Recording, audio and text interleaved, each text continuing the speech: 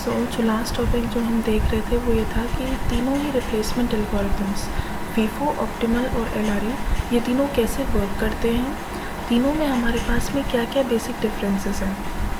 तो जब हमने फर्स्ट आउट एल्गोरिथम की बात करी थी तो ये जो हमारी पेज रिप्लेसमेंट की एल्गोरिथम थी, this is the simplest algorithm, but drawback क्या था कि it is suffering from deliveries anomaly. उसी का बेटरमेंट, उसी का एक ऑप्टिमाइज सोल्यूशन क्या है हमारे पास में, ऑप्टिमल पेज रिप्लेसमेंट और एलआरयू। बट दोनों में बेसिक डिफरेंस क्या है, जो हमारा ऑप्टिमल पेज रिप्लेसमेंट टेक्निक है that focuses on the forward instances यानी कि फ्यूचर रेफरेंसेस को देखता है, और जो एलआरयू होता है वो क्या देखता है, हमारी बैकवर्ड को। अब एलआरयू के ही मैकेनिज्म पे बेस्ड जो हमारा नेक्स्ट कंसेप्ट आता है वो है एलआरयू का अप्रॉक्सीमेशन पेज रिप्लेसमेंट एल्गोरिथम। इसमें हम क्या करते हैं, we make use of the reference bits. ये जो रेफरेंस बिट्स होती हैं ये हमें ये बताती हैं कि हमारे सिस्टम में कब कोई भी मॉडिफिकेशन हुआ है, यानी कि हम रेफरेंस बिट में हम वैल्यू को चेंज करने का यूज़ करेंगे कि अगर हमने पेज को रेफ़र करा है, पेज को हमने रिप्लेस करा है तो हम उसकी वैल्यू को 1 कर देंगे, अदरवाइज़ उसी की वैल्यू को हम 0 रहने देंगे। इससे क्या होता है कि हमें एग्जामिनेशन ये ओवरऑल पता लगता है कि टोटल हमारे पास में कितने पेजेस का हमने रिप्लेसमेंट करा है। तो जो हमारी पहले की बेसिक एल्गोरिथम्स थी जिनका हमने डिस्कस करा था, फीफो, ऑप्टिमल और एलआरयू, वो क्या थी हमारी, वो हमारी लिंक लिस्ट के मैकेनिज्म पे वर्क करती थी जिनको हम स्टैक एल्गोरिथम्स बोलते थे। बट अब जो हम रेफरेंस बिट का कंसेप्ट यूज़ करते हैं उसके बेसिस पर अगर हम 8 बिट की डिजिट को लेकर के चले, 8 बाइट्स में डिवाइड करें, तो अगर सारी बाइट्स हमारी 0 है, मतलब सारी बिट वैल्यू हमारी 0 है, तो भी हमने किसी भी पेज को रिप्लेस नहीं करा है। लेकिन अगर वही वैल्यू हमारी 1 है तो हमने क्या करा है, हर एक पेज की वैल्यू को आगे चेंज करा है। तो उसे हम कहते हैं सेकंड चांस या फिर एनहेंस सेकंड चांस एल्गोरिथम, जो कि हमारी क्लॉक एल्गोरिथम भी कही जाती हैं, जिनके कंसेप्ट में हम सर्कुलर क्यू का यूज़ करते हैं, यानी कि वो राउंड मैनर में वर्क करते हैं।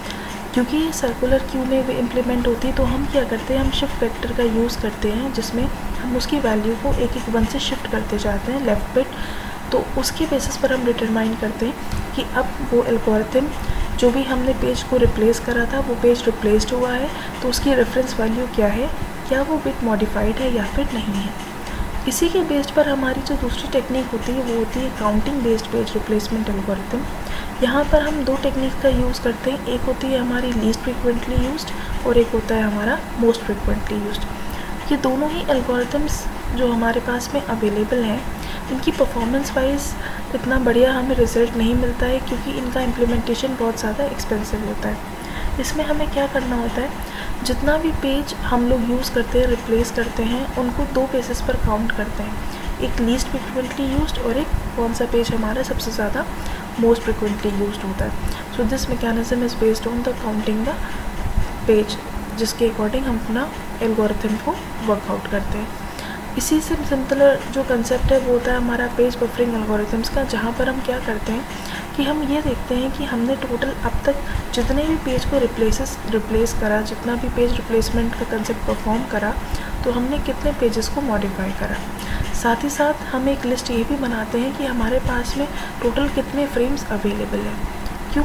क्योंकि अगर फ्रेम्स अवेलेबल नहीं होंगे तो हम पेज को रिप्लेस करने में हमारे पास में इशू आएगा, इसलिए हम इन दोनों मैकेनिज्म पे वर्क करते हैं। तो जितने भी हमारी पेज रिप्लेसमेंट एल्गोरिथम हैं, चाहे वो सिंपल एल्गोरिथम्स हो, चाहे वो उनका एक्सटेंशन हो, फॉर एग्जांपल अप्रॉक्सीमेशन हो गया, फीफो हो गया, या सेकंड चांस है, काउंटिंग बेस्ड है, पेज बफरिंग है, इन सब में जो मेन कंसेप्ट आता है वो आता है कि हमने फ्रेम्स को एलोकेट कैसे करा और हमारे पास में कितने फ्रेम्स अवेलेबल थे। तो ये जो एलोकेशन होता है फ्रेम्स का, हम ये देखते हैं कि अगर हमें अपने सिस्टम की परफॉर्मेंस को कन्वीनियंट रखना है या सिस्टम हमारा एक एवरेज परफॉर्मेंस दे, तो हम ये चाहते हैं कि किसी भी एक प्रोसेस को एग्जीक्यूट करने के लिए जो मिनिमम नंबर ऑफ़ फ्रेम्स चाहिए वो हम उसे अवेलेबल कराएं। अब ये जो मिनिमम नंबर ऑफ़ फ्रेम्स है ये कितने अवेलेबल होंगे, ये डिपेंड करता है कि हमारे जो सिस्टम है उसका कंप्यूटर आर्किटेक्चर क्या है। क्यों? क्योंकि हमेशा हमें ये पता है जितने भी पेज फॉल्ट्स होंगी वो इन्वर्सली प्रोपोर्शनल होंगी नंबर ऑफ़ फ्रेम्स के। एक्सेप्ट फीफो एल्गोरिथम, अगर हमारे पास में ज़्यादा नंबर ऑफ़ फ्रेम्स होंगे तो बाय डिफ़ॉल्ट हमारा जो पेज फॉल्ट है वो कम होगा। तो पहली चीज़ हमें ये देखना होता है कि हम किसी भी जो भी हमारा प्रोसेस है जो एग्जीक्यूट कर रहा है, या तो हम उसे मिनिमम नंबर ऑफ़ फ्रेम्स दें, वो कौन डिसाइड करेगा, हमारा कंप्यूटर का आर्किटेक्चर, या फिर हम मैक्सिमम नंबर ऑफ़ फ्रेम्स दें, वो बताएगा हमारा फिज़िकल मेमोरी का साइज़।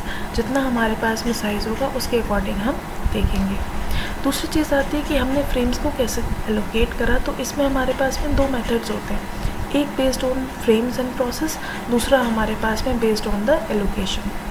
अब होता क्या है कि हमें क्या करना था, CPU के यूटिलाइजेशन को मैक्सिमम रखना था, यानी कि we were focusing on the degree of multi programming. तो अब अगर हमारे पास में m फ्रेम्स हैं और टोटल हमारे सिस्टम में n प्रोसेस हैं, तो हम क्या करते हैं कि हम ये देखते हैं हमारे पास में कितना एलोकेशन हम प्रोवाइड कर सकते हैं। या तो हम फेयर एलोकेशन करें कि हर एक प्रोसेस को इक्वल एलोकेशन हम प्रोवाइड करें, that is m divide by n frames. तो अगर हमारे पास में टोटल फॉर एग्ज़ाम्पल 93 फ्रेम्स थे, तो उसमें से अगर हमें 5 प्रोसेस है तो इवन डिस्ट्रीब्यूशन करना है अगर हमें, तो हम क्या करेंगे, हर एक प्रोसेस को 18 फ्रेम्स अलाउ करेंगे। तो जो फ्रेम बच जाते हैं that are known as free frame buffer pool. वो एक ऐसा पूल जहाँ पर जो प्रोसेस हमारे पास में रह गए हैं, हम उनको बाद में किसी भी प्रोसेस की जैसे नीड होगी उसके अकॉर्डिंग यूज़ करेंगे।